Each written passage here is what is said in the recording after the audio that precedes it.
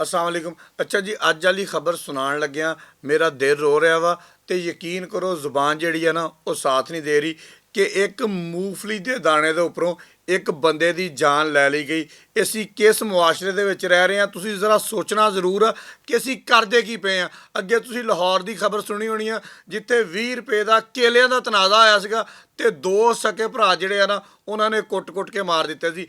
फिर additional IG CCD Suhail Zafar Chattha ਦੀ उस खबर के उपर नज़र पई तो फौरी तौर पर ਉਹਦਾ अंजाम ਜਿਹੜਾ ना ਉਹ ਵੀ ਤੁਸੀਂ देख लिया सी। ਹੁਣ मैं दरखास्त करांगा सुहेल जफर ਚੱਠਾ साहब ਨੂੰ कि सर एक नज़र ਤੁਸੀਂ फैसलाबाद ਤੇ भी मारनी आ।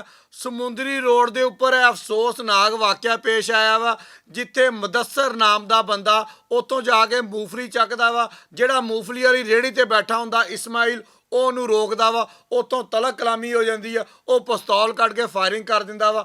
ਇਸਮਾਈਲ ਮੌਕੇ ਦੇ ਉੱਪਰ ਜ਼ਿੰਦਗੀ ਦੀ ਬਾਜ਼ੀ ਹਾਰ ਜਾਂਦਾ ਵਾ ਜਦੋਂ ਕਿ ਉਹਦਾ ਭਰਾ ਇਬਰਾਹੀਮ ਜਿਹੜਾ ਵਾ ਸ਼ਦੀਦ ਜ਼ਖਮੀ ਹੋ ਕੇ ਫੈਸਲਾਬਾਦ ਦੇ ਇਲਾਜ ਹਸਪਤਾਲ ਦੇ ਵਿੱਚ ਦਾਖਲ ਹੋ ਜਾਂਦਾ ਵਾ। ਮੈਂ ਇੱਥੇ ਪੁੱਛਣਾ ਚਾਹਾਂਗਾ ਫੈਸਲਾਬਾਦ ਦੀ ਪੁਲਿਸ ਕੋਲੋਂ ਕਿ ਵਜ਼ੀਰ ਆਲਾ ਮੁਹਤਰਮਾ ਮਰੀਮ ਨਵਾਜ਼ ਦਾ ਜਿਹੜਾ ख्वाब ਸੀਗਾ कि असले तो पाक पंजाब करांगे, क्या फैसलाबाद पंजाब दे विच आंदा वा या पंजाब तो बाहर आ। इत्थे लोग असला लैके उदां ही तुरे फिरदे आ। कदी असीं किसी विआह की तकरीब ते देखते हैं, कदी गली महल्ले की नुक्कड़ ते वेखदे हैं, लोग असला लैके अन्नेवाह फायरिंग कर रहे हैं। किसी को नहीं पता की हो रहा की नहीं हो रहा। मैं वज़ीर आला पंजाब मोहतरमा मरीम नवाज नूं दस देवां कि तुहाडा ये ख्वाब साडे फैसलाबाद दे विच पूरा नहीं जी होना जिद्दां दी सूरत हाल सानू नज़र आ रही है। ये जनाबे अली मुलजम साहब जिहड़े ने फायरिंग करके एक बंदे नूं कतल करके एक बंदे नूं शदीद जख्मी करके मौके तो फरार हो गए आ। पुलिस जिहड़ी है डैड बॉडी लैके पहुँच गई है जी हस्पताल की मार्चरी। हुण इहदा पोस्टमार्टम होएगा, फिर इहदियां टीमां तश्कील देवांगे,